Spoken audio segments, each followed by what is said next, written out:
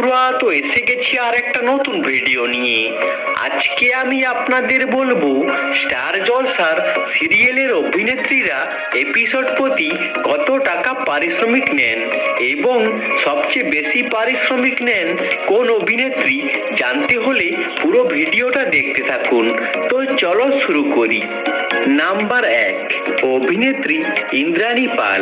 ইনি স্টার জলসার নবাব নন্দিনী ধারাবাহিকে নন্দিনীর চরিত্রে অভিনয় করতেন এবং ইনি প্রতি এপিসোড 15 থেকে 18,000 টাকা পারিশ্রমিক নেন।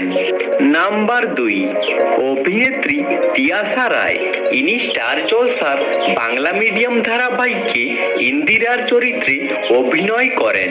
ইনি প্রতি এপিসোড 20 থেকে 25,000 টাকা পারিশ্রমিক নেন। নাম্বার 3, অভিনেত্রী মানালি দে।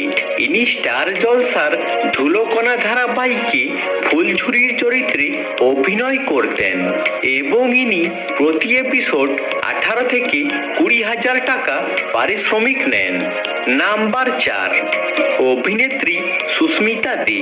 ইনি স্টার জলসার পঞ্চমী ধারাবাহিকে পঞ্চমীর চরিত্রে অভিনয় করেন এবং ইনি প্রতি এপিসোড 15 থেকে 18,000 টাকা পারিশ্রমিক নেন। নাম্বার 5, অভিনেত্রী ইন্দ্রাণী হালদার। ইনি স্টার জলসার শ্রীময়ী ধারাবাহিকে শ্রীময়ীর চরিত্রে অভিনয় করতেন এবং ইনি প্রতি এপিসোড 15 থেকে 20,000 টাকা পারিশ্রমিক নেন। নাম্বার 6, অভিনেত্রী স্বস্তিকা ঘোষ। ইনি স্টার জলসার অনুরাগের ছোঁয়া ধারাবাহিকে দীপার চরিত্রে অভিনয় করেন এবং ইনি প্রতি এপিসোড 13 থেকে 15,000 টাকা পারিশ্রমিক নেন। নাম্বার 7, অভিনেত্রী মনামি ঘোষ।